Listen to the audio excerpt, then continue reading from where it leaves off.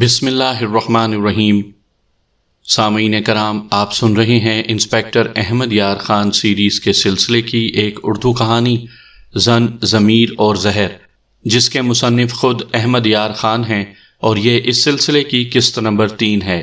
مجھے امید ہے آپ کو میری یہ کاوش پسند آ رہی ہوگی۔ آپ نے اگر ابھی تک میرا چینل کہانی گھر سبسکرائب نہیں کیا تو ابھی میرے چینل کو سبسکرائب کر کے بیل نوٹیفیکیشن آن کر لیجئے تاکہ آنے والی ہر نئی کہانی کی اطلاع بر وقت آپ تک پہنچ سکے۔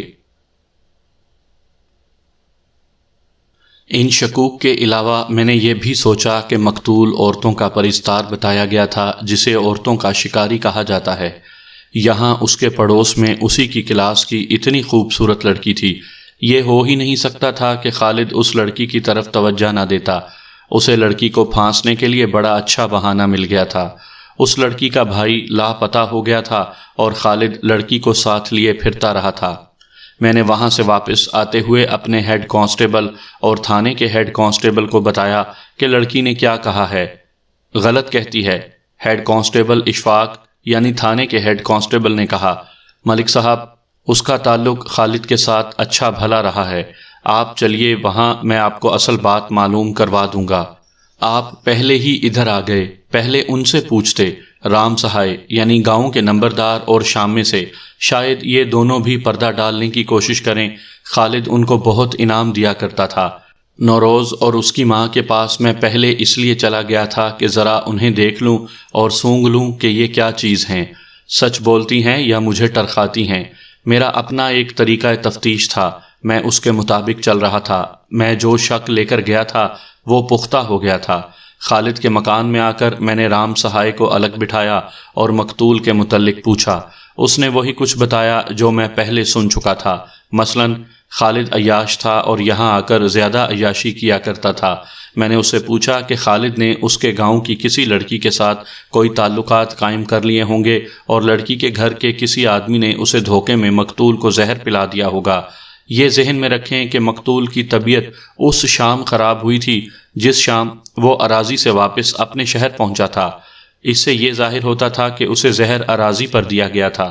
نہیں، رام سہائے نے جواب دیا، وہ ہمارے گاؤں میں کبھی نہیں آیا تھا اور گاؤں کی کوئی عورت ادھر کبھی نہیں گئی۔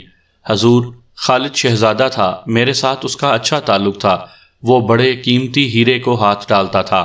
میرے ساتھ اس کی دوستی اس لیے تھی کہ کبھی کوئی زمینوں کا کام ہوتا تھا تو وہ مجھ سے مزدور وغیرہ لیا کرتا تھا۔ وہ کوئی خاص بات نہیں بتا رہا تھا۔ میں نے جب پولیس انسپیکٹروں کی طرح بات کی اور اسے اپنا آپ دکھایا تو اس نے باقی باتیں بتائیں۔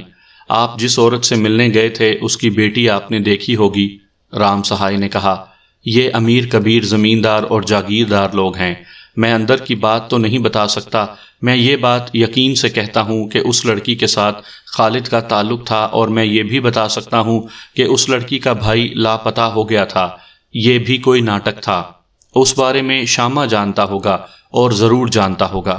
رام سہائے نے کچھ اور باتیں بتائیں جو میرے کام آ سکتی تھیں۔ میں نے رام سہائے کو اٹھا کر شامے کو بلایا اور اسے کہا کہ اس کا آقا مارا گیا ہے اور اب وہ جھوٹ نہ بولے۔ یہاں اس مکان میں جو کچھ ہوتا رہا ہے وہ مجھے سنا دے۔ شامے، میں نے کہا، تم دیکھ رہے ہو میں تفتیش کر رہا ہوں، اگر تم نے کوئی بات چھپائی اور وہ مجھے بعد میں معلوم ہوئی تو تم شہادت چھپانے کے جرم میں گرفتار کر لیے جاؤ گے۔ وہ بیچارہ مزارہ تھا، کچھ چھپانے کی جرت نہیں کر سکتا تھا۔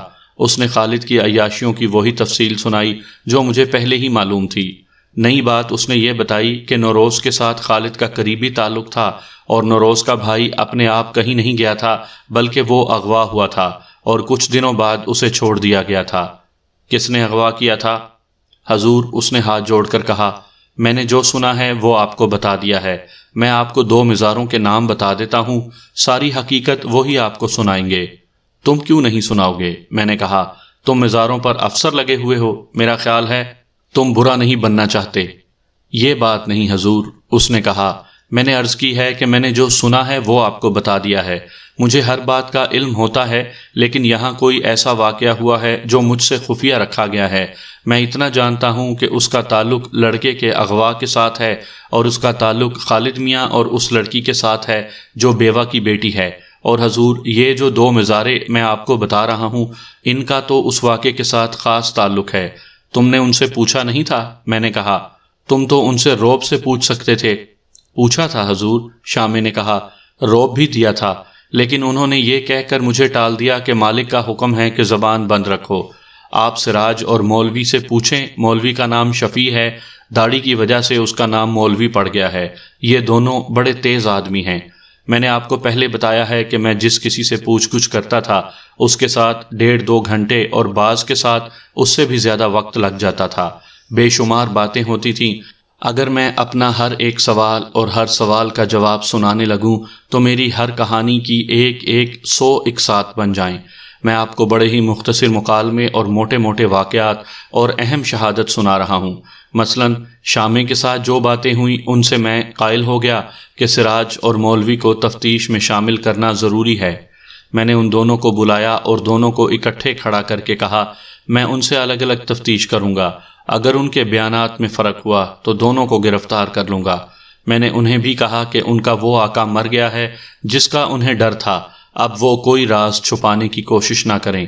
نہ حضور، مولوی نے کہا، ہم ہر بات سچ سچ بتائیں گے۔ ہاں حضور، سراج نے کہا، گناہ دوسرے کریں اور سزا ہم کیوں بھگتیں؟ اس نے ہاتھ جوڑ کر کہا، صرف یہ خیال رکھنا حضور، ہم حکم کے غلام ہیں، جن کا دیا کھاتے ہیں وہ اپنے گناہ بھی ہمارے کھاتے میں ڈال دیتے ہیں۔ ہماری مجبوری کا خیال رکھنا مائی باپ۔ میں ان جیسے لوگوں کی مجبوری کا بہت خیال رکھتا تھا۔ میں آپ کو اپنی پہلی کہانیوں میں سنا چکا ہوں کہ ان مزاروں اور ان جیسے نوکروں چاکروں کے آقا اپنے گناہ ان کے کھاتے میں کس طرح ڈالا کرتے تھے۔ یہ سلسلہ اب بھی چل رہا ہے۔ میں مولوی کو الگ لے گیا اور اسے بٹھا لیا۔ مولوی نے پھر میری منت کی کہ میں مقتول کے باپ وغیرہ کو پتہ نہ چلنے دوں کہ اس نے مجھے کچھ بتایا ہے۔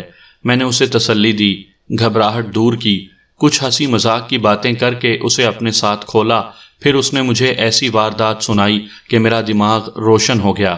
میں اس کا سارا بیان نہیں سنا رہا، چیدہ چیدہ حصے سن لیں۔ اس نے بھی خالد کی عیاشیوں کی تفصیل سنائی جو وہ یہاں آ کر کیا کرتا تھا۔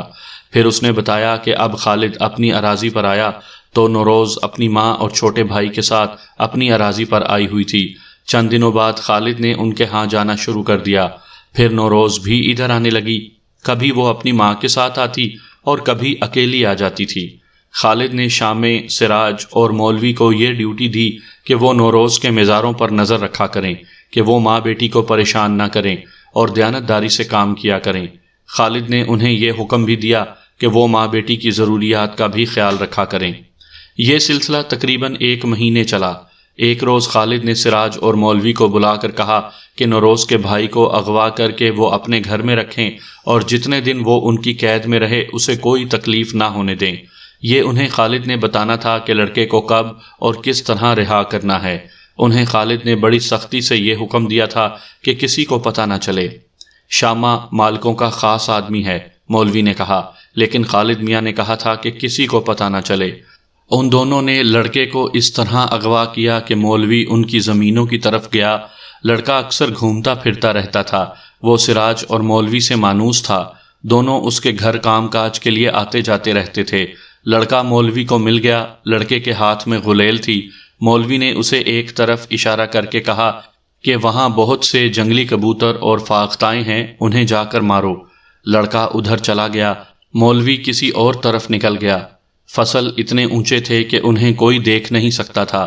مولوی نے لڑکے کو اس طرف بھیج دیا جہاں جگہ ذرا گہری تھی اور وہاں جھاڑیاں وغیرہ اتنی گھنی اور اونچی تھیں کہ گھوڑا غائب ہو جاتا تھا۔ سراج وہاں انتظار میں بلکہ گھات میں بیٹھا ہوا تھا۔ وہ دونوں ایک روز پہلے بھی لڑکے کے اغوا کے لیے گئے تھے، لیکن لڑکا انہیں ملا نہیں تھا۔ وہ لڑکے کو گھر سے اٹھا نہیں سکتے تھے، بلکہ گھر سے اٹھانا ہی نہیں تھا، ڈرامہ یہ بنانا تھا کہ لڑکا لاپتہ ہو گیا ہے۔ 13-14 سال عمر کا یہ لڑکا جنگلی کبوتروں اور فاختاؤں کے شوق میں سراج کی گھات میں جا پہنچا۔ سراج اٹھا اور ایک کھیس لڑکے پر ڈال کر اسے دبوچ لیا۔ اتنے میں مولوی بھی آ گیا۔ وہ لڑکے کو ادھر بھیج کر دوسری طرف سے ادھر سے آیا تھا۔ ان دونوں کو امید نہیں تھی کہ ان کا یہ کام اتنی آسانی سے ہو جائے گا۔ میرے پوچھنے پر مولوی نے مجھے یہ بتایا تھا کہ انہوں نے لڑکے کو سنگھایا کچھ بھی نہیں تھا۔ وہ اپنے ساتھ ایک بوری لے گئے تھے جو بڑے سائز کی تھی۔ انہوں نے لڑکے کے منہ پر کپڑا باندھا اور اسے مولوی کے گھر میں پہنچا دیا۔ میں اغوا کی اس واردات کو اتنا آسان نہیں سمجھتا تھا۔ میں حیران تھا کہ انہیں کسی نے دیکھا نہیں۔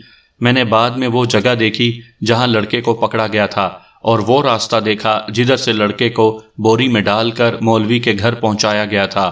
انہیں اونچے فصلوں وغیرہ کی سہولت تو حاصل تھی، لیکن ان دونوں کی استادی کا بھی کمال تھا کہ وہ لڑکے کو کسی کو پتہ چلے بغیر ٹھکانے تک لے گئے۔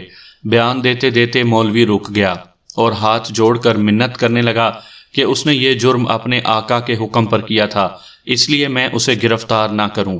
میں نے جو کچھ کرنا تھا وہ تو بعد کی بات تھی، لیکن مولوی کو پوری تسلی دی کہ اسے اپنی حفاظت میں رکھوں گا اور گرفتار نہیں کروں گا۔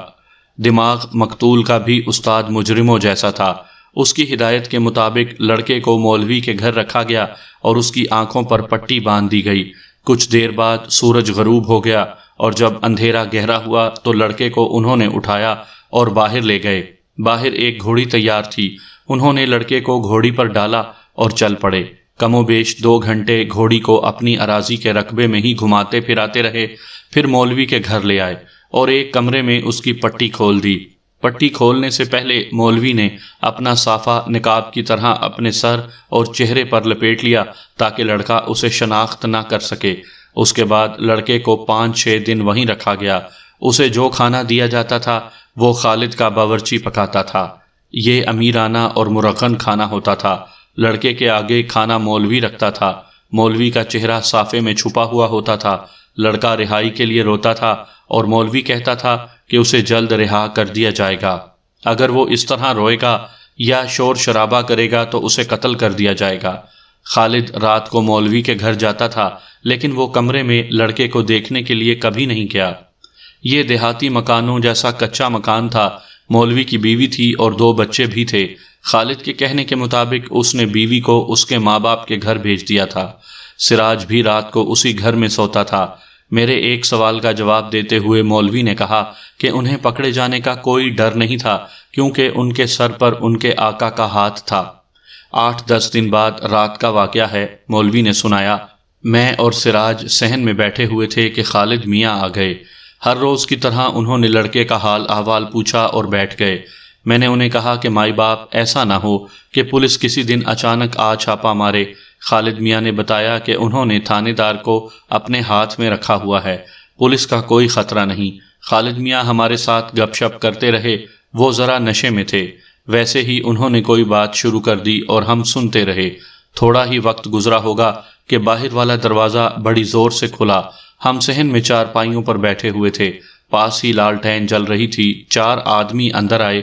ایک کے ہاتھ میں 2 نالی بندوق تھی، باقی تینوں میں سے 2 کے ہاتھوں میں لمبے لمبے چاقو تھے اور ایک کے ہاتھ میں سیدھی تلوار تھی جسے کرچ کہتے ہیں، اور وہ کم از کم 1 گز لمبی تھی۔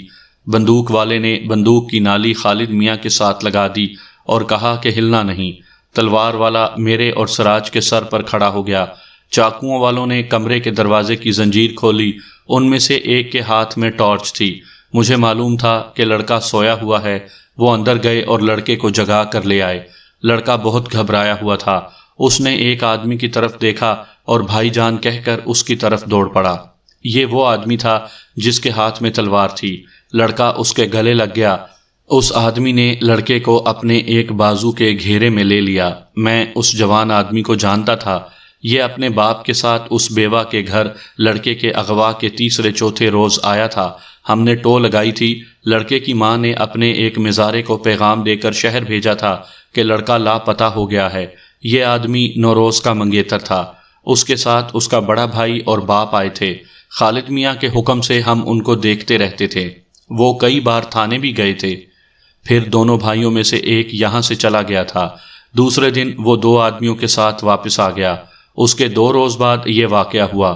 ان آدمیوں نے خالد کو اور ہمیں بڑی سخت دھمکیاں دی۔ ایک نے یہ بھی کہا کہ وہ یہاں سے سیدھے پولیس کے سب سے بڑے افسر کے پاس جا رہے ہیں۔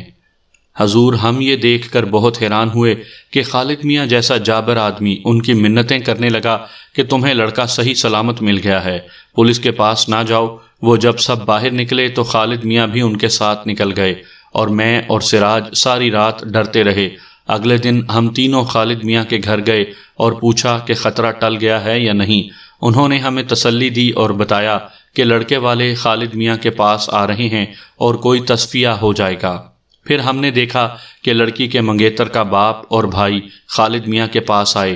مجھے یہ معلوم نہیں کہ ان کے درمیان کیا باتیں ہوئیں۔ خالد میاں نے شام کو تسلی دی کہ معاملہ رفع دفع ہو گیا ہے۔ میں نے مولوی سے بہت سی باتیں پوچھیں، اس کے جوابوں سے کئی سوال نکلے۔ وہ جو کچھ جانتا تھا وہ بتاتا رہا۔ پتہ چلا کہ جتنی دیر لڑکا ان کی قید میں رہا تھا، نوروز مقتول کے پاس روزانہ آتی رہی تھی۔ اس کے بعد میں نے سراج کو بلایا، اس نے بالکل یہی بیان دیا۔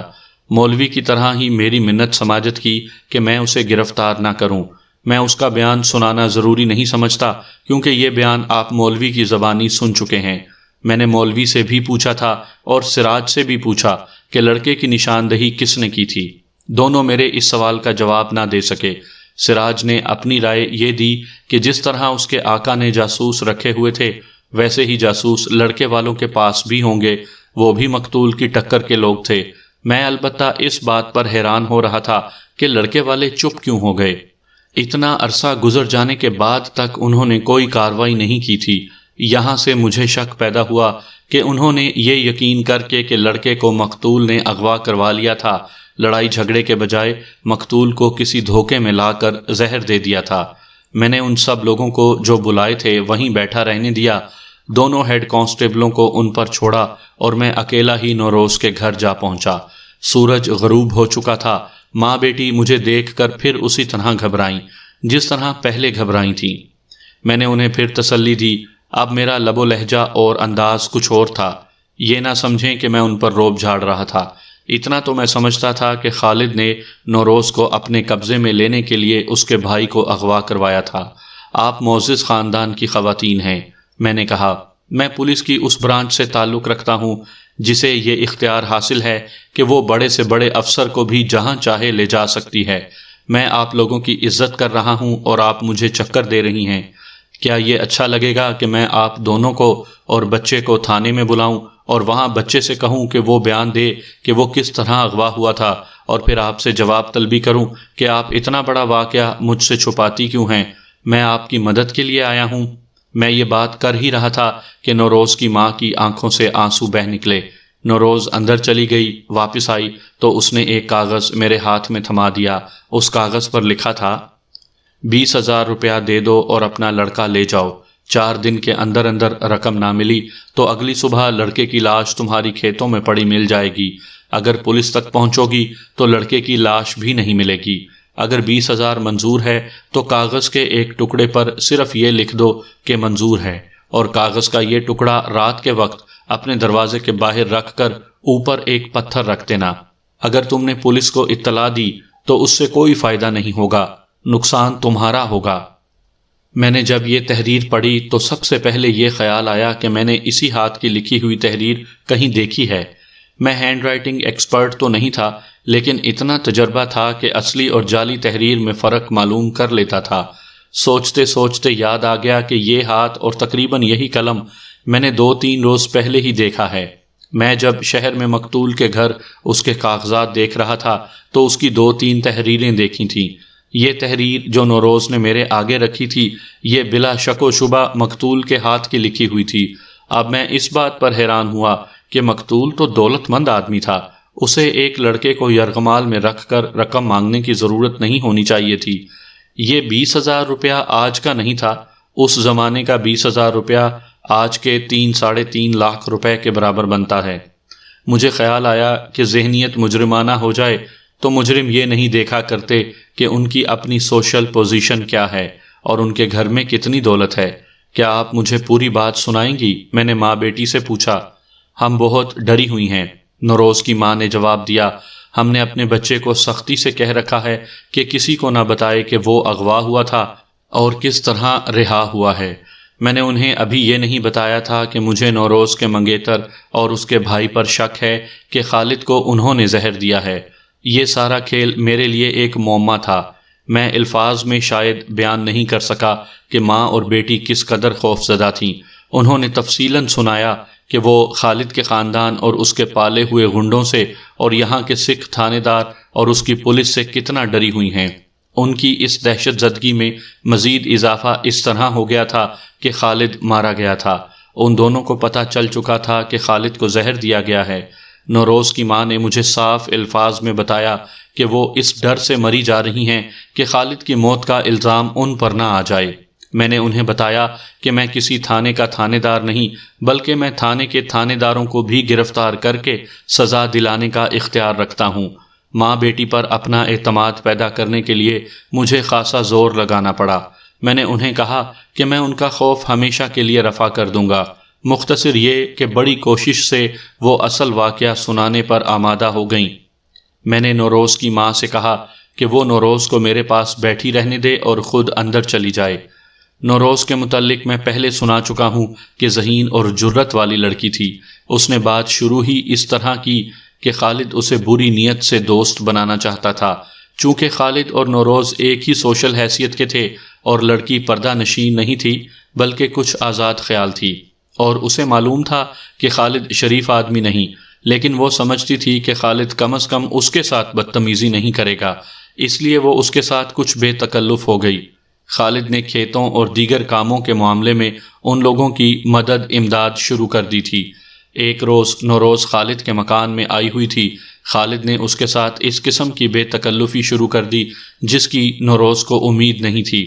نوروز نے ہنستے ہنستے اسے ٹالنا چاہا، لیکن خالد ٹلتا نظر نہیں آتا تھا۔ خالد صاحب، نوروز نے اسے کہا، میں جس حد تک دوستی رکھنا چاہتی ہوں آپ اس سے آگے نکل رہے ہیں۔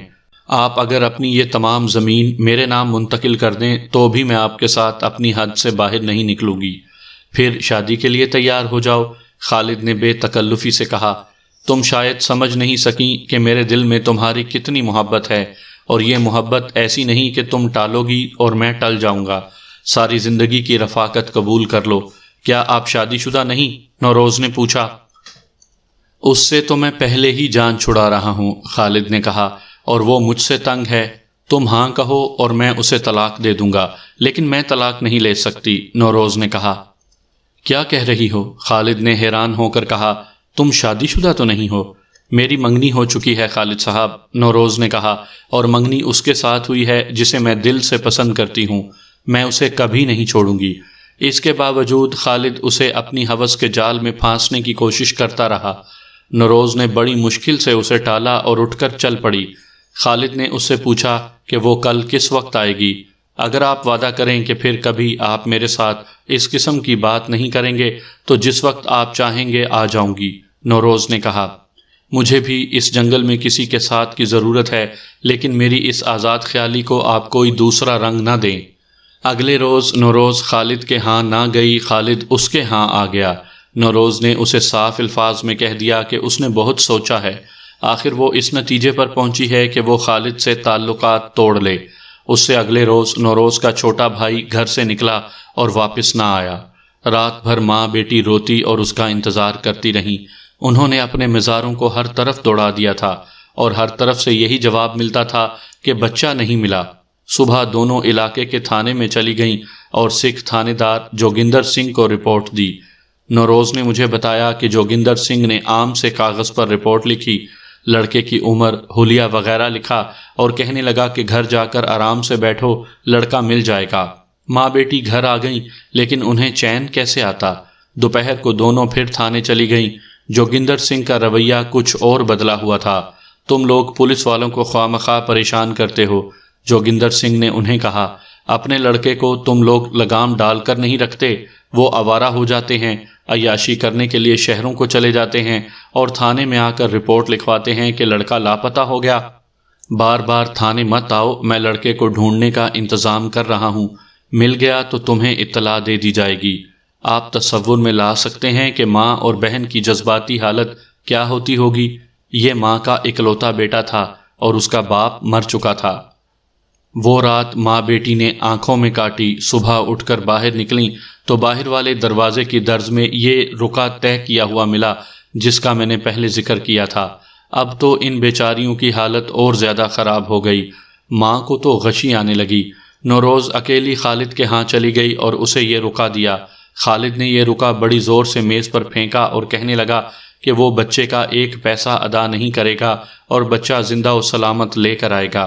نہیں خالد صاحب، نوروز نے روتے ہوئے کہا، وہ بچے کو مار ڈالیں گے، میری موجودگی میں بچے کا کوئی کچھ نہیں بگاڑ سکتا۔ خالد نے کہا، میں بچے کو لاؤں گا، پیسہ ایک نہیں دوں گا۔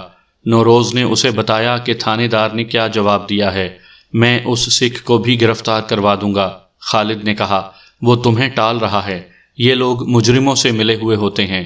اس دوران نوروز کی ماں نے ایک مزارے کو نوروز کے ہونے والے سسرال کو پیغام دینے کے لیے روانہ کر دیا تھا۔ ماں بیٹی کے رشتے کے جو لوگ زندہ تھے وہ بڑی دور کی رشتہ داریاں تھیں، انہیں اس کے ساتھ اتنی ہمدردی نہیں ہو سکتی تھی۔ نوروز کا منگیتر اور اس کے لواحقین اچھے لوگ تھے۔ اس سے ایک روز پہلے خالد نوروز کو تھانے لے گیا تھا اور ویسے ہی تھانے دار کے ساتھ بات چیت کر کے اسے واپس لے آیا تھا۔ شام کے وقت ماں بیٹی خود تھانے دار کے پاس گئی تھیں۔ شام کو نوروز پھر اکیلی خالد کے ہاں جا پہنچی۔ اسے ماں گھر ٹکنے نہیں دیتی تھی، بار بار کہتی تھی کہ خالد کے پاس جاؤ۔ اب دونوں ماں بیٹی یہ رکا ملنے کے بعد تھانے نہیں جاتی تھیں، ڈرتی تھیں کہ بچے کو اغوا کرنے والوں نے دیکھ لیا تو وہ بچے کو قتل کر دیں گے۔ نوروز خالد کے ہاں گئی اور اپنے بھائی کا رونا رونے لگی۔